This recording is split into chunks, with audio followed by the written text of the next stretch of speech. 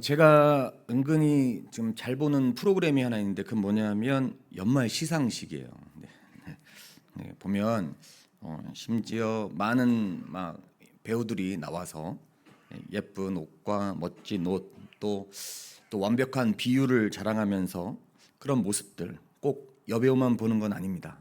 네, 물론 근데 이렇게 예쁘게 이렇게 잘 꾸미신 모습들을 보고 나면 저는 좀 기분이 좀 좋아지더라고요. 그래서 이렇게 나와서 뭐 공연도 하고 또 시상도 하고 이런 걸 보면서 특이한 일이 하나 있는데 이들에겐 한 가지 공통점이 있었다라는 거예요. 뭐냐 하면 시상 소감이 꽤 비슷하다라는 거였어요. 시상 소감의 공통적인 내용이 뭐였냐면 저를 캐스팅해 주신, 저를 이렇게 영화에 불러주신 누구누구 감독님께 진심으로 감사드립니다라는 거예요. 정말 희한하게도 하나같이 감독님께 대한 감사를 잊지 않고 있어요. 그래서 매년 보지만 매번 듣는 수상 소감이라서 좀 지루하기도 하고 이제 좀 그만했으면 좋겠다 이런 생각도 듭니다. 그런데 이런 수상 소감을 들으면서 제가 생각한 게 있어요. 왜 하나같이 똑같은 수상 소감만 할까? 왜 다른 수상 소감을 잘 못할까라는 생각이 들었는데 그때 정확하게 든 생각은 그거죠.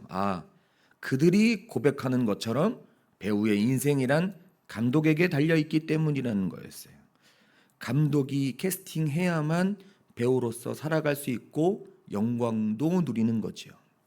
그래서 그것이 너무 감사해서 똑같은 소감만 계속해서 이렇게 하는 거였습니다. 그래서 배우 중에 보면 3년을 쉬었어요, 5년을 쉬었어요 이렇게 하는 걸 볼 수 있죠. 왜요? 안 불러주니까요.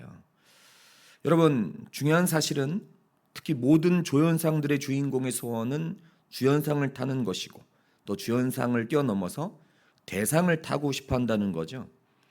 그런데 거기에 중요한 것 하나가 뭐냐면 주연상이나 대상을 받고 싶다면 바로 감독이 원하는 대로 연기를 할 수 있어야 된다라는 거죠. 즉 최선을 다해서 감독이 원하는 부분까지 오케이 사인이 떨어질 수 있을 만큼 연기를 잘 해야 그런 피나는 노력을 통해 감독의 마음에 들어야 그는 최고의 작품의 캐스팅이 될 수 있는 거였어요. 그래서 저는 오늘 설교 제목을 하나님의 캐스팅이라고 한번 잡아봤습니다. 여러분, 오늘 두 사람의 인생이 비교됩니다. 한 사람에 대한 이야기와 또 한 사람에 대한 이야기. 한 사람을 보면 이미 주연으로 뽑혔어요. 그 주연급의 인생을 살아가는 한 사람. 그 사람은 바로 사울입니다. 다른 한 사람은 주연은 아닌 것 같고 약간 조연 느낌으로 살아가는 신인상 후보 같은 한 사람 등장합니다. 바로 다윗이에요. 여러분, 저는 먼저 주연의 인생을 살고 있는 그 한 사람 사울을 먼저 좀 알아봤으면 좋겠습니다. 여러분, 사울은 이스라엘의 초대 왕으로 하나님께 선택된 사람이에요. 저랑 비슷한데 용모가 수려했고 하나님께 인정을 받아서 이스라엘의 초대 왕으로 세워졌어요. 여러분, 사울 왕은 처음엔 겸손했습니다. 그리고 하나님 마음에 합한 사람이었죠. 또한 하나님을 향한 뜨거운 믿음과 신뢰, 열정도 가진 사람이에요. 그런데 하나님께서 이런 사울의 모습을 보시고 그의 길을 친히 인도해 주셨습니다. 그래서 사울이 나가는 전쟁에서 승리하게 하시고 모든 민족들로부터 또 사울과 이스라엘 백성을 보호해 주시죠.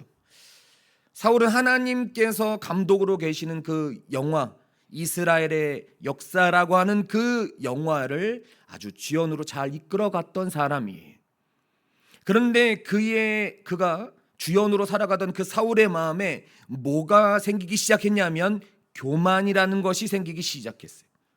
하나님이 이 모든 일을 하셨다고 생각하기보다 무엇이든지 자신이 잘해서 모든 것이 이루어졌다고 생각하기 시작했다는 거죠. 여러분, 이런 일이 벌어지면 어떤 일이 벌어지냐면 바로 하나님의 말씀보다 내 생각이 옳다고 생각하기 시작해요. 그게 가장 유력한 증상이에요. 그래서 여기 말씀들에 보면 17절에 보면 사무엘이 이르되 왕이 스스로 작게 여길 때는 이스라엘 지파의 뭐가 됐다고요? 머리가 됐다 그랬습니다. 그때는 하나님이 그에게 기름을 부어서 이스라엘의 왕을 세우기까지 했다 그랬습니다. 그런데 여러분, 그의 마음속에 내가 스스로 높여지려는 생각이 자리 잡기 시작했어요. 그렇게 되면 어떻게 되냐면 바로 불순종으로 빠지게 되는 거예요. 여러분, 오늘 말씀이 바로 그 불순종의 대표적인 예라고 할 수 있습니다. 여러분, 오늘 말씀에 보면 이스라엘과 아말렉의 전투가 있습니다. 하나님께서는 사울 왕에게 사무엘을 통해서 이런 말씀을 하시죠. 너는 지금 가서 아말렉을 쳐라.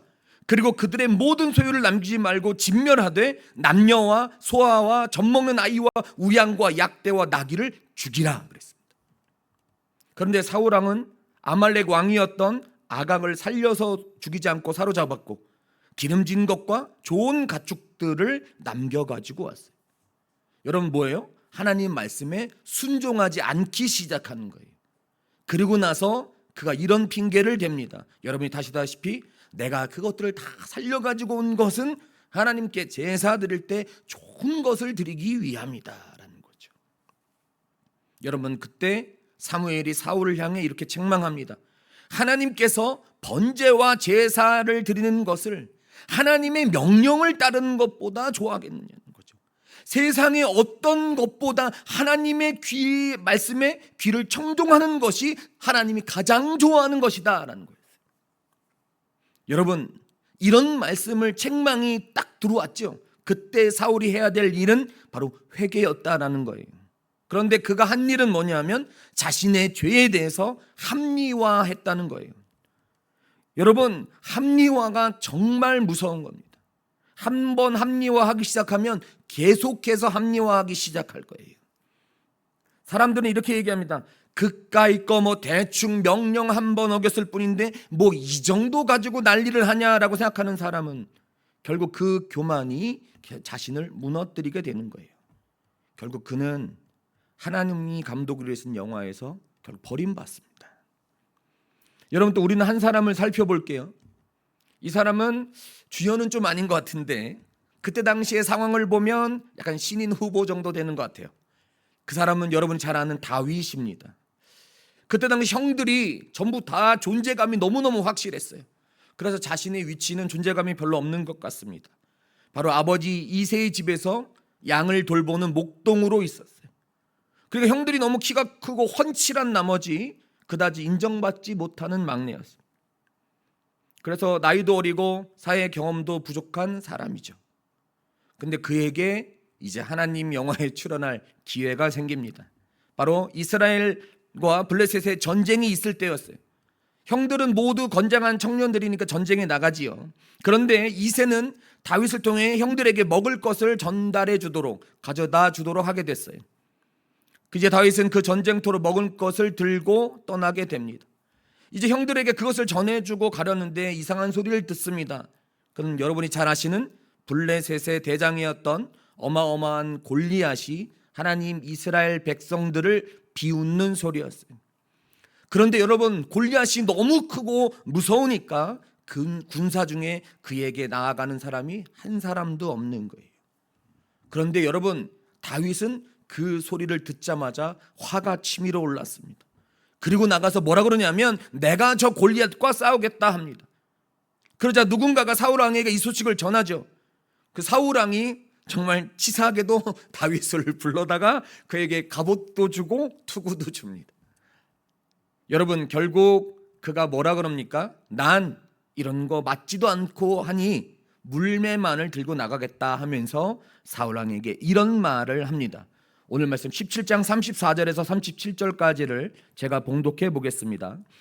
다윗이 사울에게 말하되 주의 종이 아버지의 양을 지킬 때에 사자나 곰이 와서 양떼에서 새끼를 물어가면 내가 따라가서 그것을 치고 그 입에서 새끼를 건져내었고 그것이 일어나 나를 해하고자 하면 내가 그 수염을 잡고 그것을 쳐 죽였나이다. 주의 종이 사자와 곰도 쳤은즉 살아계시는 하나님의 군대를 모욕한 이 할례받지 않은 블레셋 사람이리이까 그가 그 짐승의 하나와 같이 되리이다. 또 다윗이 이르되 여호와께서 나를 사자의 발톱과 곰의 발톱에서 건져내셨은즉 나를 이 블레셋 사람의 손에서도 건져내시리이다. 사울이 다윗에게 이르되 가라, 여호와께서 너와 함께 계시기를 원하노라 그랬습니다. 여러분, 다윗은 목동으로 있을 때 사자나 곰으로부터 자신의 양들을 지켜주신 그 하나님을 제대로 파악하고 있었어요. 그 하나님을 아는 거예요. 그러니까 내가 믿는 하나님은 이 정도였는데 이스라엘 백성들을 지켜주실 것이다라는 거예요. 그래서 하나님의 보호로 인해서 내가 그 무서운 짐승들을 물리칠 수 있었던 것처럼 내가 반드시 물리쳐질 것이다라는 거예요. 여러분 대단하지 않습니까? 여러분 유치부 아이가 저한테 와가지고 나는 장래성을 완전히 무너뜨릴 수 있다고 하면 제가 얼마나 어이없겠어요. 제가 이걸로 박스를 뚫을 수 있습니다. 제가 이거 정말 잘 때리거든요. 얘 때려봐요. 엄마가 신고 들어오죠. 여러분 골리앗 입장에서는 얼마나 어이없었겠어요. 그런데 다윗은 사무엘상 17장 45절에서 49절까지 또 말씀을 읽는 거지만 여러분 다시 한번 같이 들어봤으면 좋겠습니다. 17장 45절에서 49절까지 말씀 제가 봉독합니다. 다윗이 블레셋 사람에게 이르되 너는 칼과 창과 단창으로 내게 나아오거니와 나는 만군의 여호와의 이름 곧 내가 모욕하는 이스라엘 군대의 하나님의 이름으로 내게 나아가노라. 오늘 여호와께서 너를 내 손에 넘기시리니 내가 너를 쳐서 내 목을 베고 블레셋 군대의 시체를 오늘 공중의 새와 땅의 들짐승들에게 주어 온 땅으로 이스라엘의 하나님이 계신 줄 알게 하겠고 또한 여호와의 구원하심이 칼과 창에 있지 아니함을 이 무리에게 알게 하리라. 전쟁은 여호와께 속한 것인즉 그가 너희를 우리 손에 넘기시리라. 블레셋 사람이 일어나 다윗에게로 마주 가까이 올 때 다윗이 블레셋 사람을 향하여 빨리 달리며 손을 주머니에 넣어 돌을 가지고 물매로 던져 블레셋 사람의 이마를 치매 돌이 그의 이마에 박히니 땅에 엎드러지니라 그랬어요. 여러분 수도 없이 많이 알고 있는 정말 천만 번 들은 것 같은 이 말씀. 여러분 다윗은 모두 무서워서 나설 수 없는 그 골리앗을 향해 물맷돌 하나 들고 달려갑니다. 여러분 이 순간이 어떤 순간이냐면 하나님이 감독으로 계시는 영화의 주연으로 올라가는 딱 그 순간이에요. 여러분 그가 뭐 했냐면 하나님을 신뢰했다는 거죠. 그래서 결국 여러분 하나님께 얼마나 인정받았는지 그는 하나님의 아들 독자 예수 그리스도를 다윗의 족보에서 태어나게 하십니다. 여러분 이스라엘의 가장 위대한 왕 하면 다른 사람 다 물리는데 딱 한 사람 다윗입니다. 하나님 영화에 없어서는 안 된 가장 중요한 인물이 되죠. 여러분 분명 사울과 다윗은 시작은 달랐지만 하나님의 영화의 가장 주연을 맡은 사람들인 건 맞아요. 그런데 나중에 결과를 보니까 사울은 버림을 받고 다윗은 끝까지 주연의 역할을 감당합니다. 그렇다면 사울과 다윗의 결정적인 차이는 무엇이었겠느냐라는 거죠. 그것은 바로 여러분이 잘 아시는 하나님의 마음에 합한가 합하지 않은가라는 겁니다. 여러분 우리가 하나님 마음에 합한 자라고 많이 부르지만 그렇다면 하나님 마음에 합한 자란 어떤 사람이겠느냐는 거죠. 우리 사무엘상 13장 14절을 함께 봉독해 보겠습니다. 사무엘상 13장 14절입니다. 우리 다 같이 한번 봉독해 보겠습니다. 지금은 시작. 지금은 왕의 나라가 길지 못할 것이라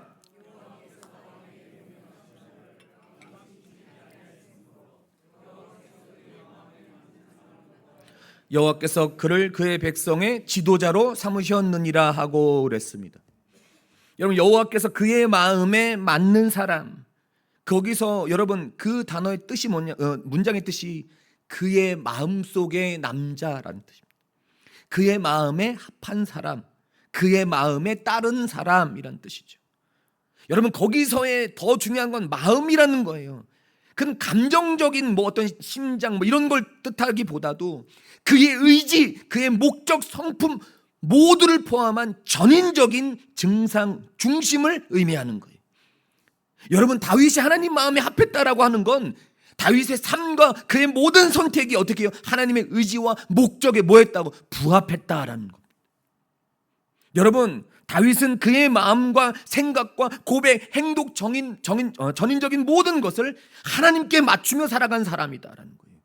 이게 너무너무 중요한 것이죠. 여러분 우리의 인생은 하나님께 달려 있습니다. 하나님께 모든 것을 맞추는 삶이어야 돼요. 우리의 인생이 가치가 있습니다. 그래서 여러분 신앙생활은 단순하게 할 필요가 있다고 했습니다. 하나님이 하라면 하고 하지 말라면 안 하면 됩니다. 그런데 여러분 우리가 신앙생활을 어떻게 하냐면 하나님이 이렇게 하라는데 그걸 안 하려고 그죠? 그걸 반대로 하고 싶어도 어떻게?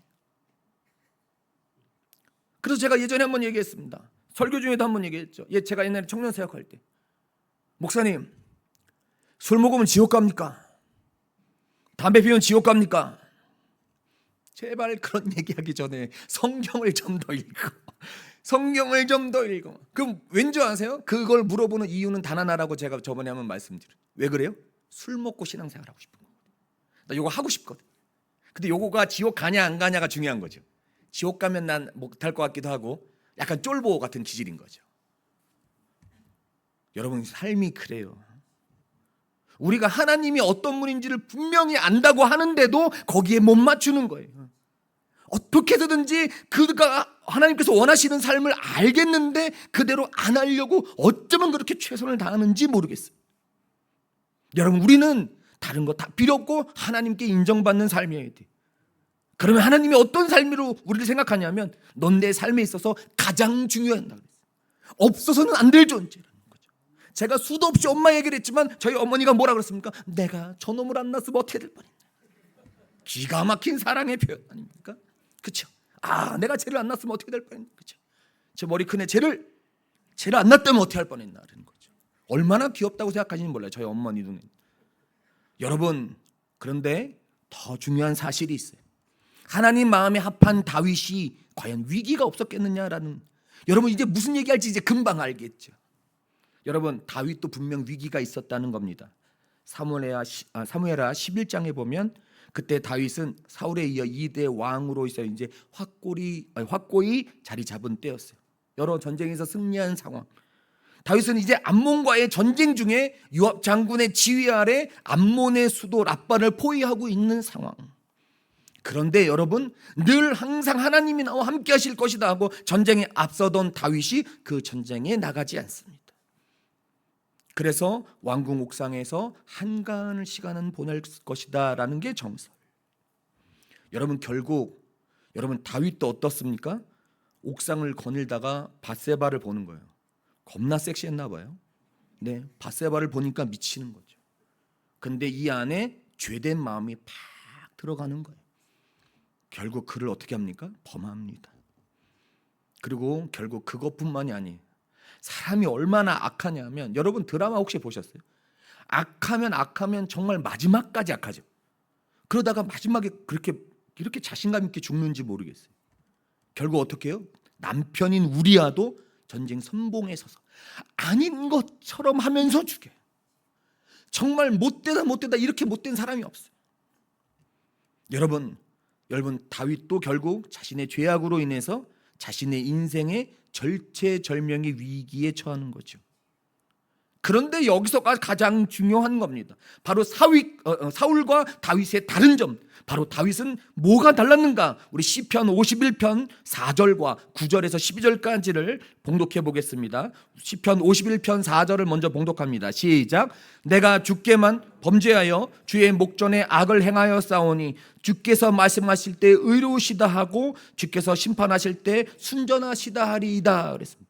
51편 9절에서 12절 같이 봉독합니다. 얼굴을 내 죄에서 돌이키시고 내 모든 죄악을 지워 주소서. 하나님이여, 내 속에 정한 마음을 창조하시고 내 안에 정직한 영을 새롭게 하소서. 나를 주 앞에서 쫓아내지 마시며 주의 성령을 내게서 거두지 마소서. 주의 구원의 자원하는 심령을 주사 나를 붙드소서 그랬습니다.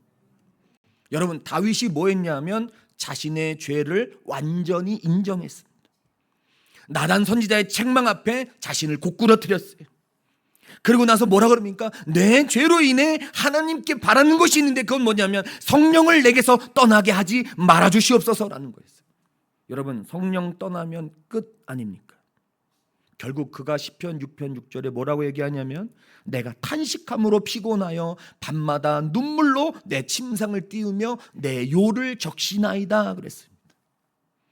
여러분, 다윗도 분명 자신의 죄로 인해 하나님과 단절될 위기에 처했어요. 그런데 그가 잘했던 건 뭐냐면 그가 철저한 회개를 통해서 다시 용서받고 하나님께 캐스팅된다라는 거죠. 여러분, 어떻게 합니까? 그의 침상이 다 젖을 만큼 그가 회개하는 거예요. 그러니까 하나님이 그를 불쌍히 보시고 용서하시고 오히려 밧세바를 통해서 솔로몬 왕을 선물로 주시게 됩니다. 여러분, 많은 연예인들이 군대를 가지 않습니다. 그렇죠? 네, 이렇게 해가지고 뭐 빼고 뭐 해서 안 갔죠. 그런데 여러분, 참 신기하죠. 그 중에서 죄송합니다, 브로커한테 뭘 뭐 이상한 짓 다 해가지고 뺐는데 군대를 다시 죄송합니다 하고 가면 그 사람은 지금도 나와요. 여러분, 제가 이름만 대면 아는 유명한 사람들이 많아요. 그런데 나는 그럴 마음이 없어도 난 그 마음이 아니었다고 이거 하려고 계속 5년 7년 싸우면 다시는 회복이 안 돼요. 여러분, 하나님이 우리에게 원하는 건 뭐냐면 내 자신을 합리화하지 않는 거예요. 핑계를 대면서 합리화하는 거 안 하는 거죠. 하나님, 저는 죽을 죄인입니다. 그걸 회개함으로 인해서 다시 하나님 앞에 용서받고 캐스팅되는 거죠. 그렇게 하나님 앞에 쓰임받을 수 있습니다. 여러분, 우리의 인생이 하나님께 달려있지 않습니까? 그래서 여러분, 제가 수도 없이 중고등부에서도 얘기합니다. 지금은 잘 모를지 몰라. 지금은 잘 모를지도 몰라. 그런데 네가 조금만 지나면 하나님이 너에게 어떤 분인지 알게 될 것이다 그랬어요. 여러분, 하나님이 누군지를 알면 이제 우리가 하나님 마음에 합한 자로 살아야 되지 않겠습니까? 하나님 마음에 쏙 들어야죠. 저번 주에 중고등부에 그랬습니다. 여러분, 진짜 사랑하면 이유가 있을까요? 없을까요? 없습니다. 역시 너무나 잘하시. 그래서 예를 들어서 오늘 나오셨는데 우리 문미진 집사님만 맞췄어요. 사랑한다고 할 때 뭐 때문에 사랑해, 뭐 때문에 사랑해, 뭐 때문에 사랑해 이러면 탈락. 오빠는 내가 왜 좋아? 그럼 제가 이렇게 얘기합니다. 그냥 이건 진짜 좋아하는 거예요. 여러분, 우리가 하나님이 어떤 분인지를 알면 하나님을 기뻐해야죠. 그러니까 한 번 찬양을 불러도 너무 기쁜 거예요. 하나님, 저 지금 보고 계시죠? 제가 이렇게 찬양합니다 라고 그렇게 기쁘게 한 번의 예배를 올려드려야 되지 않겠습니까? 여러분, 미녀는 괴로라는 영화가 있습니다. 아시죠? 2006년도 작입니다. 그때 당시 2006년도에 660만, 정말 많이 온 거예요. 그런데 사실 이 영화는 고소영, 김희선, 이효리, 수혜, 이나영 이런 사람들에게 먼저 다 갔대요. 그런데 하나같이 못하겠다고 연락이 왔답니다. 근데 그때 이름도 없던 김하중 씨가 이 영화의 주인공으로 출연해요. 여러분, 나는 너무 예뻐, 그 노래 아시죠 벌써? 여러분, 김하중 씨가 그거 하나로 그냥 빵 뜹니다. 무려 제가 알기로는 50배 이상의 출연료가 영화가 흥행한 후에야 많은 여배우들이 땅을 치며 후회했다는 얘기가 있습니다. 여러분, 우리는 하나님께서 감독으로 계시는 인생이라고 하는 영화의 배우들입니다. 그래서 우리가 할 일은 내가 과연 하나님 마음에 합한 사람인가, 합하지 않은 사람인가. 그래서 내가 진짜 하나님의 뜻을 따르고 있는가, 내가 하나님의 뜻을 따르고 있지 않은가, 진짜 내가 하나님만 생각하고 있는가, 다른 것에 치우쳐서 빠져 있는가를 우리는 늘 고민하고 고민해야 됩니다. 그래서 우리가 오늘 다윗을 통해 깨닫는 건 우리의 의지도 목적도 성품을 포함한 우리의 모든 전인적인 중심, 그 모든 것을 하나님께 맞추어야 된다는 거죠. 그게 바로 하나님의 배우들로서 살아가는 방식입니다. 여러분, 때로는 우리가 주연이 될 수도 있습니다. 어쩌면 하나님은 저에게 조연을 맡기셨을 수도 있어요. 어쩌면 제가 보조면 어떻습니까? 저는 정말 잘 죽는 연기를 할 수 있을 것 같은데, 엑스트라면 어떻습니까? 우와, 총맞는 역할이라도 하나님이 그걸 내게 원하셨다면 저는 그 일을 감당할 겁니다. 드러나지 않으면 어떻습니까? 내 존재가 드러나지 않으면 어때요? 하나님께 쓰임 받았다는 것이 중요한 것이죠. 여러분, 가장 적재적소에 하나님께서 우리를 알맞게 캐스팅하셨습니다. 우리가 할 일은 감사함으로 하나님께 맞춰가는 것뿐이에요. 최선을 다해서, 정말 최선을 다해서 하나님께 맞춰가시는 귀한 성도님들 되시길 주님의 이름으로 축원합니다. 우리 함께 기도했으면 좋겠습니다. 하나님, 우리는 연약하여 하나님이 원하시는 반대의 방향으로 살아갈 때가 너무나 많이 있습니다. 또 그것을 그렇게 합리화합니다. 하나님, 용서하여 주옵소서. 이제 하나님 말씀에 온전히 맞추며 하나님 뜻에 순종하며 전적인 모든 것을 하나님께 맞추며 살아가는 저희들이 되게 해달라고 우리 함께 통성으로 기도하겠습니다.